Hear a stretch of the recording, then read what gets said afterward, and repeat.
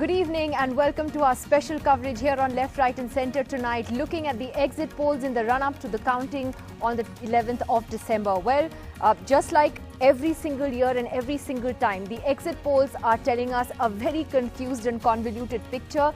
But somewhere is there a clue that gives us a sense of what is going to happen on counting day? As I said on Twitter, the ultimate exit poll, or the only exit poll we can really rely on, is the one on the 11th of December. But having said that, there are some 9 or 10 exit polls that have been done across various news channels today. We have not done any, but what we are doing is showing you a poll of polls, compiling all the data from the various agencies that have done them, and also showing you those polls individually as we try to make sense of these numbers with our panelists tonight. Remember, these 5 state elections don't just have repercussions for where the elections took place. They have huge repercussions for the national picture before the 2019 general elections, and that's something we will focus on very closely over the next 1 hour. First, let's take a look at what our poll of polls is saying based on all the exit polls we have so far. So if we look at Madhya Pradesh, for instance, you can see there these are the individual exit polls first, and many of them very, very different. The Republic TV Jan Ki Baat poll is giving the Congress up to 115 seats, but it's also giving the BJP anywhere between 108 to 128. So here you can see that it's pretty much telling you nothing. The Times Now Chanakya poll is giving a clear victory to the Congress in Madhya Pradesh. It seems Times Now and Republic have done 2 polls, which is interesting, and they both seem to be saying different things. Interesting and a bit bizarre. Very, very confusing numbers on Madhya Pradesh. Some polls giving the Congress a clear edge, some polls giving the BJP a clear edge, and some polls giving both parties a clear edge. In fact, there was one poll of polls done on another news channel which gave the BJP and the Congress 110 each. So it kind of was something that made everybody happy, as somebody put it. But if we could just bring up the poll of polls graphic to look at our own calculations. So these are the poll of polls of each state. A very marginal edge to the Congress in Madhya Pradesh. What the poll of polls tells us is that it's actually a pretty tough fight in MP. It's very close.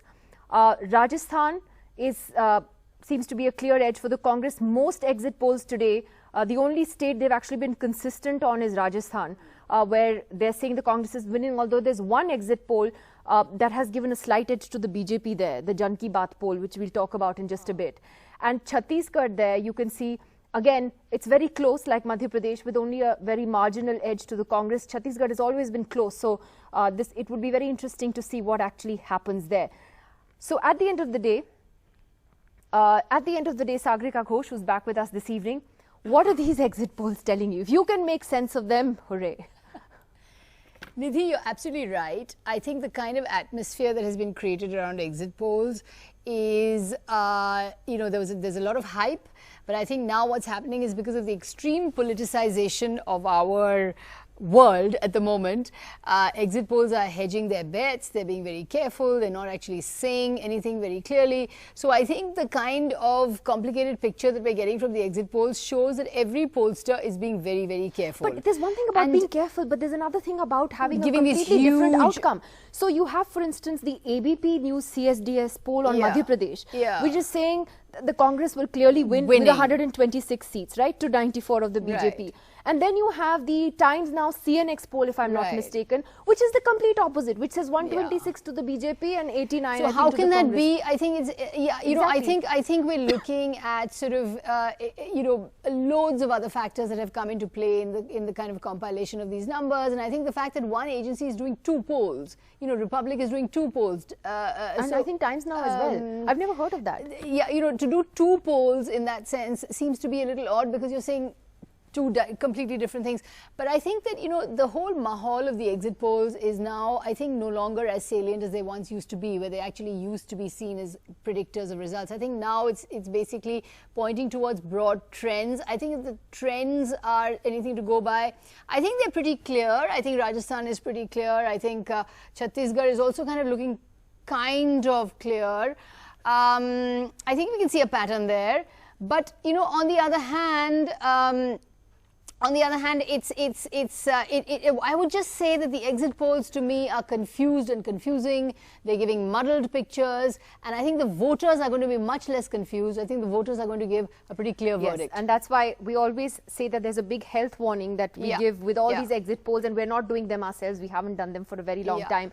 Well, let me introduce the rest of the panel. Mr. Seshadri Chari, senior leader of the BJP, is with us. Priyanka Chaturvedi of the Congress, and Mr. Pawan Verma, senior leader of the JDU. Mr. Chari, what do you make of these exit polls? Are you as confused as the rest of us?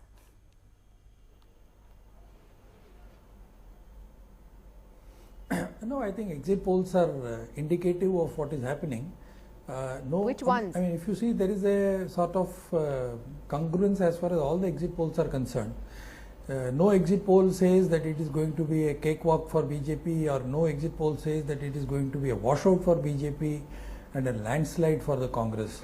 So every exit poll more or less says that it's going to be a tough fight as far as Rajasthan, Madhya Pradesh and Chhattisgarh are concerned. So, I mean, thereby either they all go wrong or they are all right.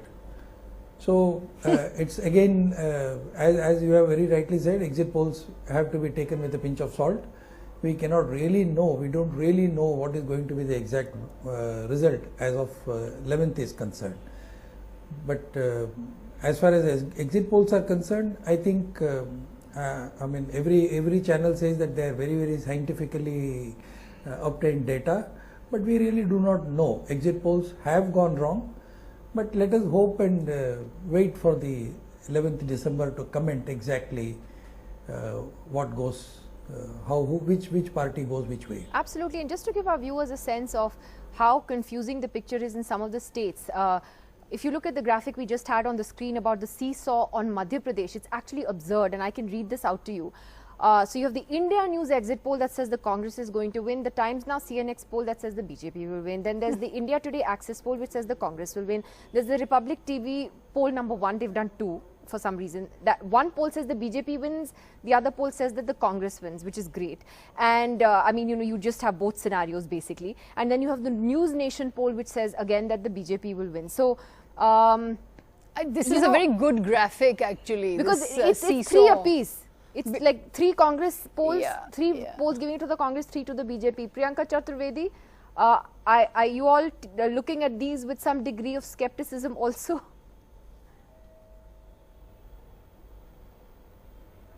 No, I think this is all now part of the festival of democracy that every single Indian is clued into, wants to watch, wants to know what the voting patterns are, what the voting trends is. Whether it's the opinion poll, whether it's the entire election day, the turnout in every election in every state, plus the exit polls. However, 11th would be the deciding factor. And our own internal polls, our own strategy and our own work on ground suggests that whether it is Rajasthan, whether it is Madhya Pradesh or whether it is Chhattisgarh, Telangana as well as Mizoram, the Congress will do exceedingly well, and that is going to change the entire pattern of voting in 2019. So we are very hopeful that while the elections might have 3 channels have given us an upper edge, while 3 channels have given an upper edge in Madhya Pradesh to Bharatiya Janata Party, we are going to turn that around in our favor, and that will probably be seen on the 11th. So while we enjoy the exit polls, while we discuss the exit polls, I'm very certain on the 11th, everyone would know which way the people of the states have voted. But going by the trends on ground, it was definitely a vote against the Bharatiya Janata Party and the unpopular policies of the BJP, which has not benefited any of the states. In fact, has created a problem in these very states, whether it is the farmers, whether it is our Adivasi brothers and sisters, whether it is our youth, whether it is our women. So all of them suggest that we are headed for a victory. All right, well, like you said, we'll see what happens on the 11th. I just want to go across to Sachin Pilot, the president of the Rajasthan Congress, who's joining us from Jaipur this evening. And Sachin, you know, you must be relieved finally that polling is over and that hectic campaign that you've been so busy with is over. The only thing that is actually consistent in these exit polls is Rajasthan, with the exception of one poll that gives the BJP an edge. All exit polls are showing the Congress winning, though some not with perhaps the kind of margin that I'm sure you're hoping would be there for you all. Sachin.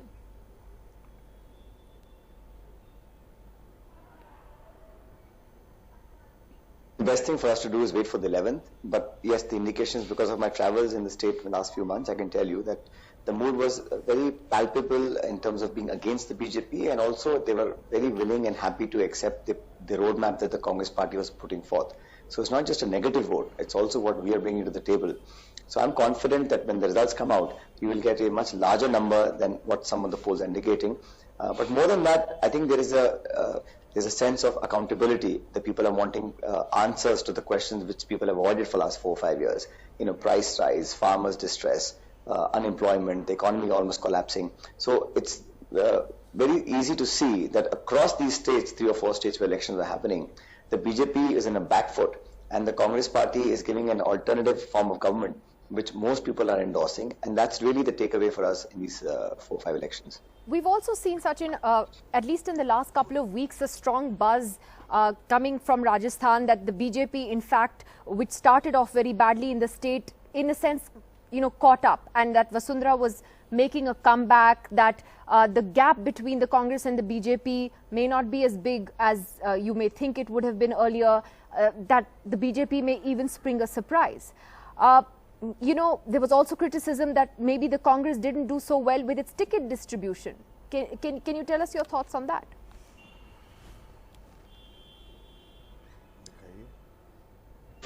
So I think let's take a second and see where we started. The Congress party got 21 seats out of 200 last time, and BJP got 165. The difference was 140 seats. That's where we started from. And the fact that most of you, at least some of you, are conceding that the Congress was doing well all throughout the 4 years. And I can tell you, when the final numbers come out, this last minute propaganda and spending of money and ads and television and social media does not really change the popular mood, because for 4 years, 11 months and 25 days people suffered. And last minute, whether Mr. Amit Shah or the Prime Minister or Yogi Adityanath ji come and give some speeches will change the people's mood.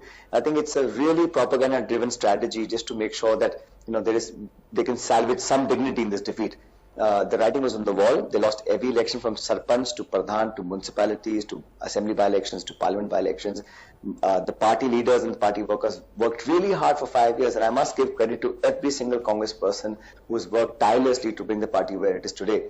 And also do credit to all the leaders in the state. If we had not worked as a team, we would not be as strong as we are today.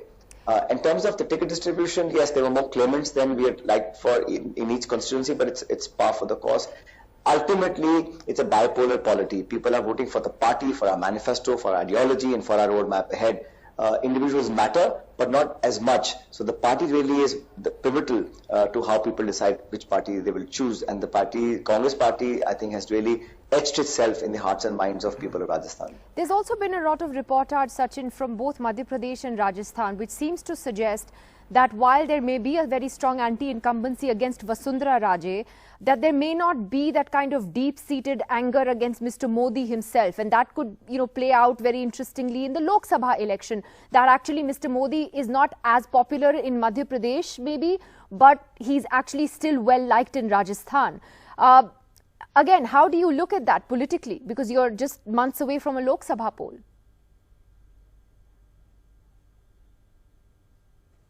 So these 2 by-elections in Rajasthan, Alwar and Ajmer, they were not elections to the assembly, they were elections to the parliament.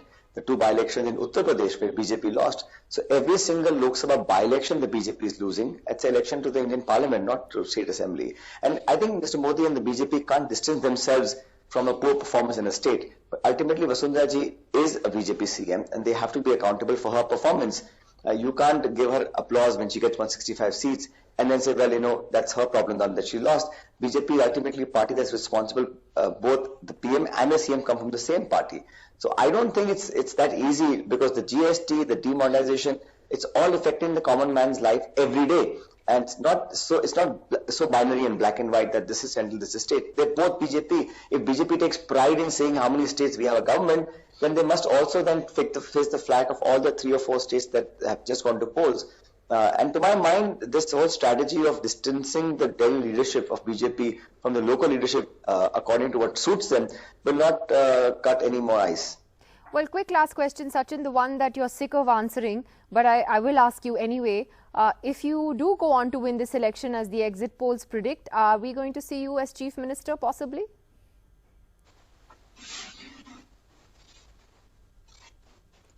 And I don't know. My job 5 years ago was to come and rebuild this party, and we've done this with the support of all our leaders in the state. And I really think I'm a very fortunate party president to have got so much cooperation and support from all leaders in Rajasthan. Let's wait for 11th. The party is very clearly mandated that once we win the majority, we all sit down together and figure out who will head the government. This has been the party policy for the last 70 years, so there's nothing new. There's no novelty in your question. This is just something we do every time in every state, barring 1 or 2 exceptions. Right now, I just want to have a nice bath and go to sleep and get at least 8-9 hours sleep tonight. I think you deserve that. Thanks a lot, Sachin Pilot, for speaking to us. Good luck for the 11th of December. Let me go across to Mr. Pawan Verma of the JDU and get his first thoughts on all the numbers that are flying at us tonight. Mr. Verma, do you see a trend in anything that has emerged from these polls? Well, Nidhi, first let me say to you, and I speak on the basis of our experience during the 2015 Bihar polls. Oh, yes. Exit polls are rarely, occasionally right, but very often notoriously and deliberately wrong. So I don't think we should make definitive inferences from what you are showing on your screen, and we should wait for the 11th. That being said, there are some clear indications, whichever poll you may take, but broadly, that the Congress seems to be ahead in Rajasthan, and that in Madhya Pradesh and Chhattisgarh is going to be a close call. Now, what do we take away from such a situation if it were true? First of all, the BJP has to understand that there's not going to be a Congress Mukt Bharat. In fact, in a democracy, I don't believe any party should even seek or aspire to completely eliminate a democratic opponent. On the other hand, I think it's not, even if the Congress was to win all 3 of these states in the Hindi hard belt, I don't think it's time for euphoria for the Congress. Because remember that in these states, the BJP is in power, it is fighting anti-incumbency. In at least 2 states like Madhya Pradesh and Chhattisgarh, the chief ministers have been in power for 3 terms and are actually looking to get a 4th term. So if they have been able to hold a substantial portion of their ground, or if the fight is that close, or if they can even supposedly win these elections, then the lesson is very clear that you can't write off the BJP either. And there's a third point I want to make. I tend to agree with you, if your question was an indication of that there could be a difference even if the BJP were to lose in these elections, and I think the opposition must be aware of this. There could be a difference between how people vote in assembly polls and how they would vote in the parliamentary election, because the goals of the 2 elections are different. All these elections have been focused largely on local issues, and the angst is against the incumbent chief ministers. In fact, there are slogans in Rajasthan which you may have said, some say they have been coined by the BJP, but if you are less cynical, Modi tujhse bair nahi, Raje teri khair nahi. So there could be a difference in voting patterns between now and a few months later when we have the parliamentary elections.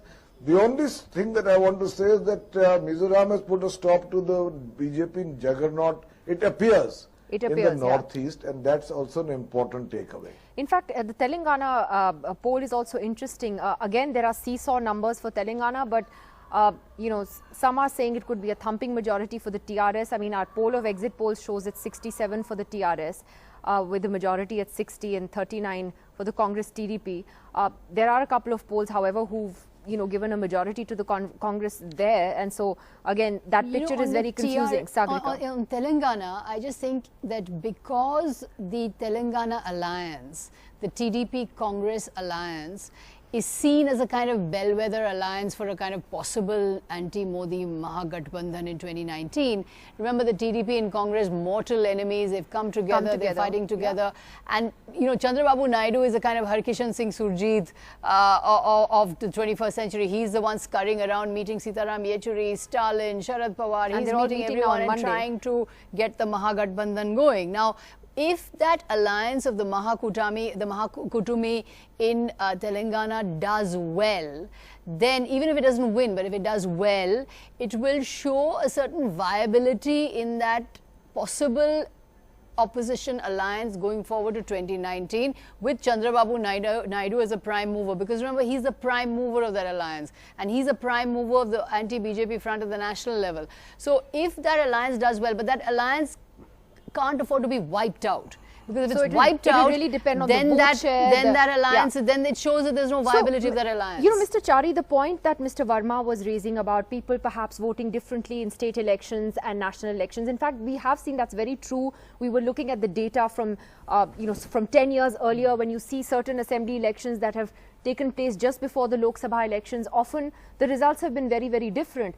But when it comes to these Hindi heartland states, they actually, statistically show that those who end up doing well in these state elections in Rajasthan, Chhattisgarh and MP actually go on to get more Lok Sabha seats from these states also. And these are going to be very crucial contributors to the final tally, Mr. Chari.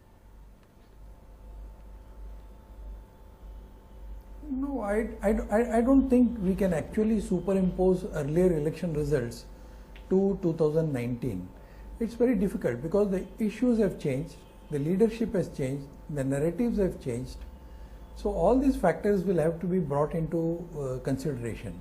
So I will not suggest that we should go by earlier assembly elections results and then the subsequent parliament election. If you go by that result, in 2014 the kind of results that we saw was very different from the earlier assembly elections in 2013-12.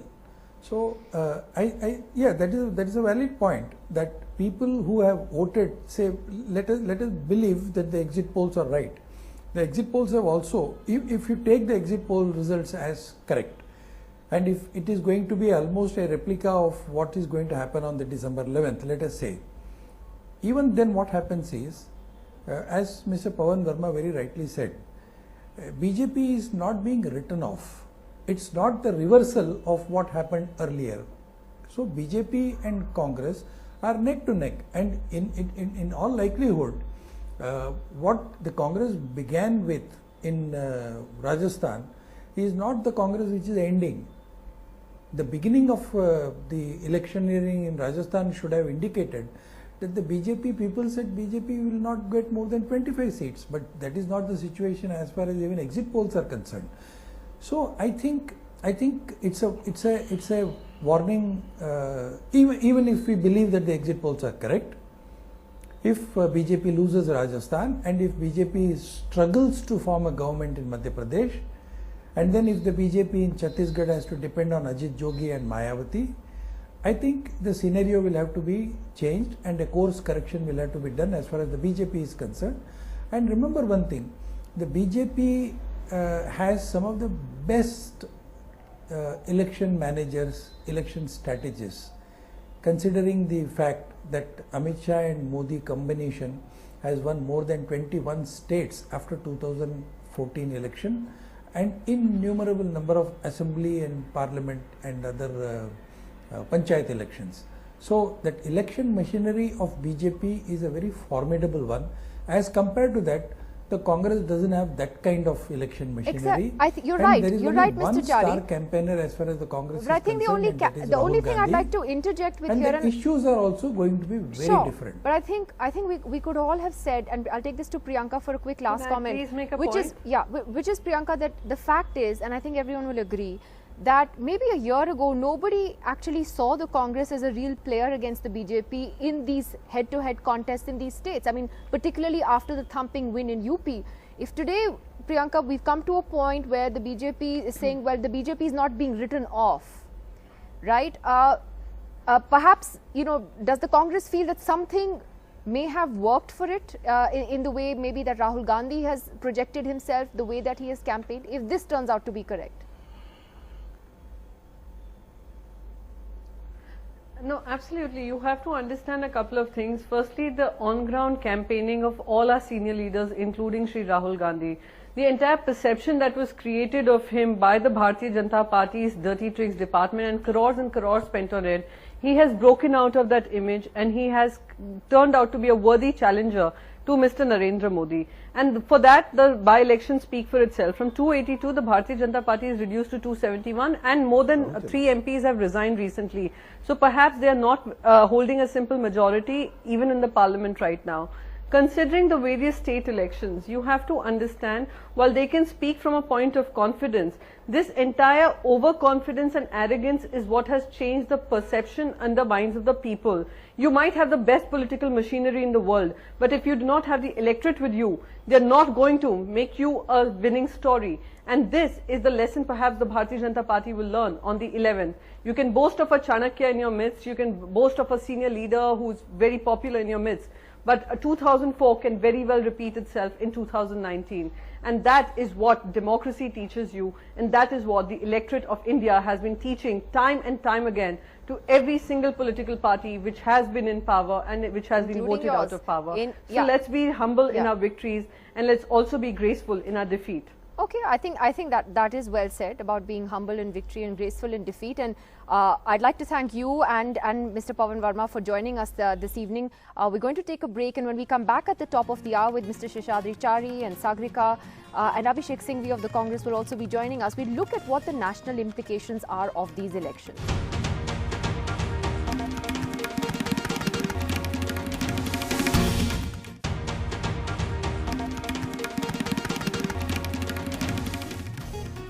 Well, good evening. You're watching a special edition of Left, Right and Centre. I'm Nidhi Razdan. We're taking you through our special coverage of the exit polls that have been conducted by various agencies across news channels tonight. Many of them are saying very different things. There are some trends, though, that are clear. One appears to be that the Congress looks like it's heading for a win in Rajasthan. In Madhya Pradesh, our poll of polls says it looks pretty close. You can see there, based on all the polls and the aggregate and the average that we've taken out, it looks like just a slight edge to the Congress in Madhya Pradesh, but it's again very close to call. There are some polls that have given completely opposite results. One has given a clear majority to the Congress in MP, the other has given a clear majority to the BJP. In fact, both these polls are on the same channel.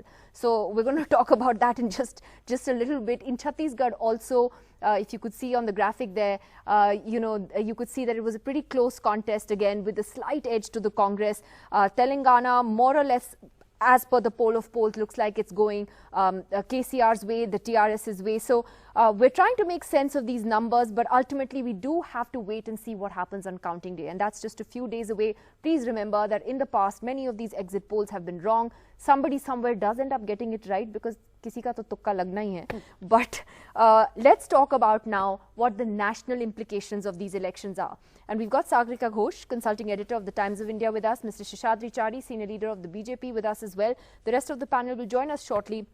Mr. Chari, to you first.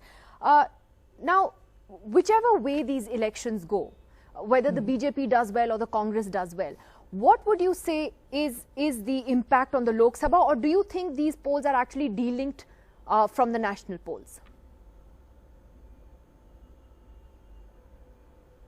No, we cannot say these polls are totally delinked. There are going to be an effective juxtaposition as far as these elections are concerned, because every assembly that the BJP or the Congress wins is ultimately part of a parliamentary constituency. So if the BJP has done well in a particular assembly segment, it is likely that the same assembly segment may do well in parliament also, and it is the vice versa as far as the Congress is concerned. So BJP will have to look at each and every assembly constituency once again vis-a-vis the parliamentary constituencies that become part of it. So these elections are going to be very important, especially Madhya Pradesh is again going to be very important. Shivraj Singh Chauhan is the son of the soil. Vasundhara Raje has her origin in Madhya Pradesh, and Raman Singh is the son-in-law of Madhya Pradesh. So Madhya Pradesh becomes very important for Chhattisgarh and Rajasthan also. That is, of course, besides the point. But more importantly, this is the Hindi heartland which gives almost 40 to 45% of the seats as far as parliament is concerned.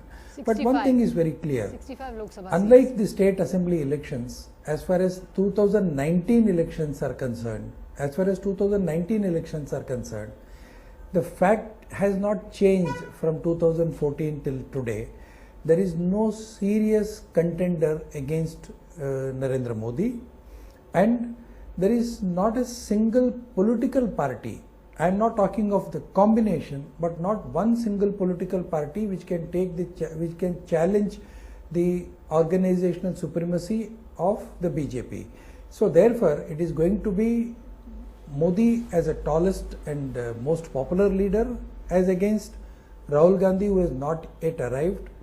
There is going to be a very strongly organizationally strong BJP versus a fragmented Congress and a fragmented opposition.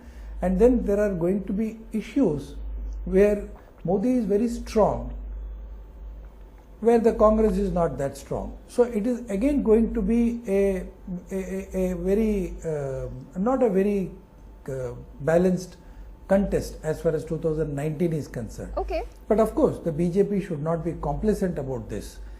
A. B. Another important factor is what we talk about Chandrababu Naidu today.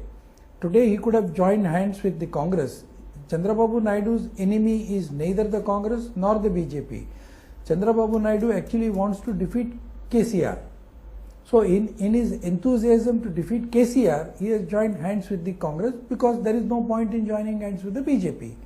But after 2019 results, if the BJP is in a position to form the government and emerges as the single largest party, you think he'll come back? Chances are that all these people will come back to NDA because they have all done business with NDA.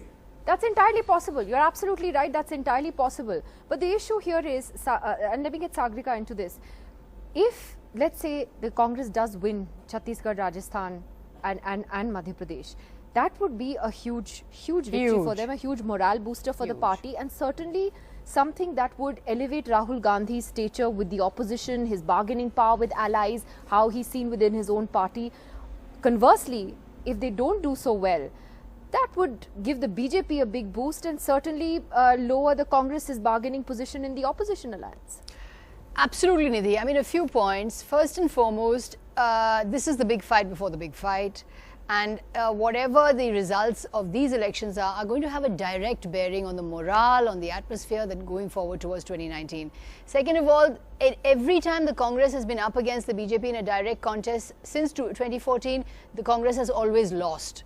This time we're actually looking at a situation where the Congress is in the hunt and it could actually win. So that's what we need to look at. There are 65 Lok Sabha seats here. In 2014, the BJP won 62. If the BJP loses, that certainly brings the BJP's morale down. Telangana, very interesting. If the Congress wins in Telangana, it could be a source of resources for the Congress. Remember, the Congress is cash-strapped and it could use Telangana to get the resources in, because Telangana is resource-rich. It also has implications for the Mahakutami and whether the anti-Modi Gathbandhan will work at the national level if the Congress Chandrababu Naidu alliance works. Mizoram, I think, is important because if the Congress loses there, it's a Northeast Mukt Bharat, Northeast Mukt Congress, Congress Mukt Northeast. And also, I think that, in fact, the Congress will then be in power in 2.5 states, which is Punjab and Karnataka and Puducherry, if it loses all these and loses Mizoram. The important point here, as you rightly say, is the leadership of Rahul Gandhi. Rahul Gandhi has not won a single election so far. Now, moral victories are not enough. He has to win. He now has to win. And if the Congress loses all 3 Hindi heartland states, I must say there will be questions raised on the leadership of Rahul Gandhi. He's shown himself as an energetic campaigner. He's shown himself as a bold campaigner. He's gone out there and used the word chore, and he's campaigning, really carpet bombing these 3 states. He's done a huge number of rallies, as you have that graphic, many more rallies than Narendra Modi. Also, the very important point about Narendra Modi. Is Mr. Narendra Modi still capable of punching above his weight? Is he still capable of punching above the weight of his party, Because there are times when Mr. Narendra Modi has in the past dragged the BJP back from anti-incumbency. He saved the BJP in Gujarat. After 2014, we didn't see he that won kind in of Jharkhand. high voltage campaign by Mr. Modi in these Can he states? anymore punch above his party's weight and rescue them from anti-incumbency? It could be very different in the Lok Sabha, and it very likely would be that he would really be going all out at that time. One of the other things that happened in the course of voting today, particularly in Telangana, was a huge controversy over lakhs of people finding their names deleted from the voter lists. That has prompted angry reactions. from across the political spectrum. Chief Minister Arvind Kejriwal in Delhi even tweeted saying he believed the same, that some 30 lakh voters in Delhi had been deleted from the voters list, and that the EC was in collusion with the BJP to do this, which was a very serious charge to make. But we have Mr. T.S. Krishnamurthy, the former Chief Election Commissioner, also joining us on the program this evening. Mr. Krishnamurthy, if you could just address some of these concerns and controversies that have dogged not just these elections but some of the previous assembly elections as well, whether it has been on the EVMs, the complaints about those. Rahul Gandhi today, I think, for the first time has spoken very directly about EVMs, telling his workers to be vigilant. It's quite something coming from the Congress president. And then you have this huge issue where so many lakhs of voters said that their names were not there on the rolls. Do you think that the Election Commission really needs to address these issues much more strongly, Mr. Krishnamurthy? Well, as far as issues relating to registration of voters is concerned, it has been there for quite some time. Unfortunately, in India, we have the problem of migration of voters from one place to another, from one locality to another. So there are practical difficulties in ensuring that the voter register is perfect. Even in a country like Australia, I checked up with the Australian Chief Commissioner some years back, they have a similar problem, but the percentage is hardly less than 1%. Whereas in a country like India, with a voter population of a huge size, we have a real problem in that. And as somebody said, it is a Kumbh Mela exercise. And we do have limitations, we do have problems, we depend upon the staff who go and do the enumeration. In fact, technology has been more and more used in this regard, and there is certainly a justification for bringing in more technology in ensuring a perfect voter register. Right. But sir, are you a little concerned that increasingly opposition parties or political parties are raising these questions about, whether it's EVMs and voter lists, because ultimately it is the sanctity of our democratic process that is the most important, and I think by and large that has been free, it has been fair.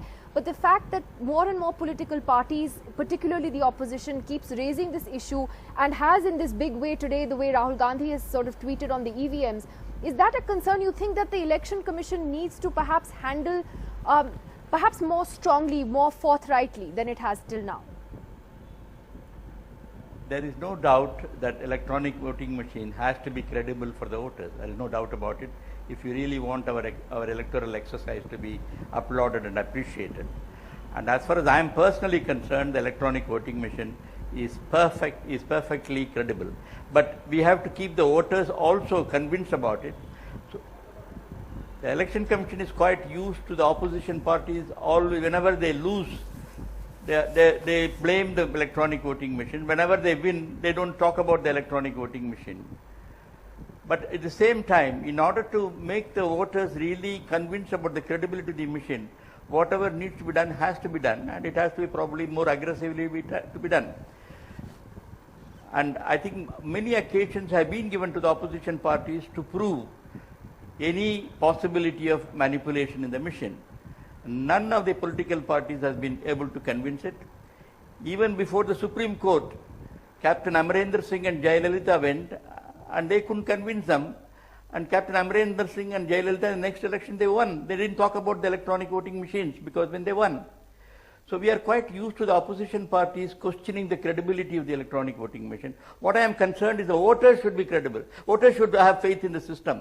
So the Election Commission certainly can take all steps to prove that the machines are more credible than what parties are thinking about it. Well, thank you for that, Mr. Krishnamurthy, and thank you for joining us this evening. I'd like to sort of go back to the political fallout of these elections with Abhishek Singhvi of the Congress joining us as well this evening. Dr. Singhvi, would you say that in a way these assembly elections are even more crucial for the Congress and for Rahul Gandhi than they are for the BJP and the NDA? Because these are make or break elections. They will prove whether Rahul Gandhi has it in him to take on the BJP next year. I wouldn't exactly use your words, Nidhi. I think they are very important elections, but quite frankly, the Congress takes all elections very seriously. It just happens that these 5, it's a large number, are happening just on the threshold of the national elections, So they're kind of getting telescoped in that. And hearing this repeated thing about Rahul Gandhi having to prove himself, etc., I think two things you must remember. As far as Rahul Gandhi is concerned, he's not been the president of the Congress for all that long. He has not had full charge, full power, full decision-making authority, which he does now have as a Congress president. So these are one of the few elections he's going in as a full Congress president, and please don't judge him when he was not a president. Secondly, when he was an active Karyakarta but we and can not judge the him on president, these and when elections he was more then. active with the Youth Congress and other things. But we can and we have should won, judge him on these won. elections then, when he's got the full authority. Of course you should judge him. Of course you should. No, I'm just saying, I'm reacting to the comment I heard a little while ago, as if, all the string of defeats earlier are attributable to Rahul Gandhi. Well, the Congress has won between 2004 and 14, when also Rahul Gandhi played a different role, but played an important role, at least 25 assembly elections and 2 parliamentary elections on the trot. So it's okay. We lost once to Mr. Modi. It was a big defeat in 2014, but keep it in perspective. And today, obviously, he's at the helm. You have seen how much blood and toil he's putting into it. He's going to every part, and he is, extremely visible, and he is touching on every issue. The rest is left to the electorate. Well, Mr. Chari, let me just ask you a little bit about the campaign then, because we have that graphic of just how many sort of rallies Mr. Modi had this time in these state elections and how many Rahul Gandhi had. And the Prime Minister has not campaigned as aggressively in most of these states, including Madhya Pradesh and Rajasthan, as we saw, or even Telangana, as we saw the Congress do so. Why do you think that was the case? Because we have seen Mr. Modi go all out, say, in Karnataka, in Gujarat certainly, in UP, especially those last few days of the campaign where he really went all out into it. Why do you think this time was a little different? No, it was known. No, it was known even when the elections were announced. There were a number of commitments that the Prime Minister's office had already made as far as his foreign visits are concerned. Some of the most important foreign visits came during this time.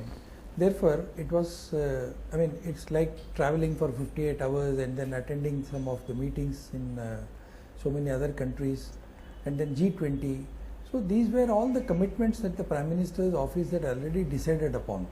So in a democracy this happens, and the Prime Minister is answerable for all these issues also, so he went off. But that does not mean that he did not campaign. In spite of all these foreign visits, he did find time to campaign as far as these state elections are concerned. That hasn't stopped him from campaigning more aggressively in the past. He visited all the states, in fact, all the elections. Obviously, because that time there was no such visits. This time there were visits. So this had to be done. But if you remember one thing, the earlier, at the start of the Rajasthan election, when the Prime Minister had not campaigned, the dice were cast against the BJP, and after his campaign, the whole situation changed. So this factor also we must take into consideration, and that proves the point that I earlier made, that the popularity of Narendra Modi is still something like 70% compared to the popularity of Rahul Gandhi. So I am not trying to compare Rahul Gandhi and I just want to come in here. Narendra Modi at all. And it's very good if the Congress feels that Rahul Gandhi is an important campaigner for the Congress. It is a fact. In fact, he is the only campaigner as far as the Congress party is concerned. So it's good if the Congress is able to stage a comeback. It's good for democracy. So I am not going to dispute that particular fact about all these things. Okay, and so I have said Sagar, there's no doubt. channel and other channels I just want to dispute what that the BJP. Oh, sorry, Mr. Chari. I just want to dispute what Mr. Chari is saying about the Modi magic. And that Mr. Modi continues very popular. Yes, he continues to be very popular. As Mr. Pawan Verma was saying, that slogan in Rajasthan, Modi tujhse bair nahi, Raje teri khair nahi, is what I heard all over the place. But I have to say, Nidhi, I traveled for about 10 days in Madhya Pradesh. I went from Gwalior Chambal to Mahakaushal to Malwa Nimar to Vindhya Pradesh. In all those places, I have to say, I didn't sense any Modi magic. You know, It's not like the wave of it's not 2014. that kind of sort of euphoria, the feel-good guru that he comes onto stage and immediately people are running. I mean, that kind of sort of euphoric Which was there situation which in he the general generated, election. you know, which was there in the general election. I certainly did not sense that. So, yes, in Rajasthan, he is popular and people were, you know, had good words to say about him and were very appreciative of him. But in Madhya Pradesh, there is no Modi magic, and I think there's a lot to be said for the kind of you know, possible rivalry that people have seen between Shivraj Singh Chauhan and Narendra Modi. And after all, Shivraj Singh Chauhan, if he wins, will be a 4th-term chief minister. He's already a 3-time chief minister. And, you know, and a lot of people remark to me that every time Mr. Modi is seen in the company of Mr. Chauhan, he doesn't smile. And Mr. Chauhan is, I would say, a really popular leader. I mean, if the BJP loses, you know, it'll be because of a number of other factors. But the popularity of Mr. Shivraj Singh Chauhan, I picked up, is really quite significant. He's Pao Pao Tale Bhaiya. He is Mama Whereas Ji. the Prime Minister's is not, you're saying, in Is Madhya Pradesh. not. It's Mr. Shivraj Singh Chauhan. It is Mama Ji who's No, popular. the I fact- believe no. that is what I picked up in Madhya Pradesh. Maybe Mr. Mr. Chari, Chari's quickly. reading is different. No, Sagarika, try to understand one thing. The fact that Shivraj Singh Chauhan and Raman Singh both are very popular in their respective states, but that does not lower the popularity of Narendra Modi. So in this case, Narendra Modi is not competing with the popularity of Shivraj Singh Chauhan and Raman Singh. In fact, Narendra Modi's popularity adds to the already existing popularity of these two chief ministers. I may not say the same thing about Rajasthan because the perception was that the party workers were not happy with Vasundhara, but that's not actually the case, but it turns out to be. So we don't have to go back into history as far as these elections since they are over. But the fact that Narendra Modi's popularity is not any way less than what it was in 2014. I Nothing don't has agree happened with in that. 2014 I disagree and with that. I don't think that 2018. magic That his factor is there. popularity should nosedive.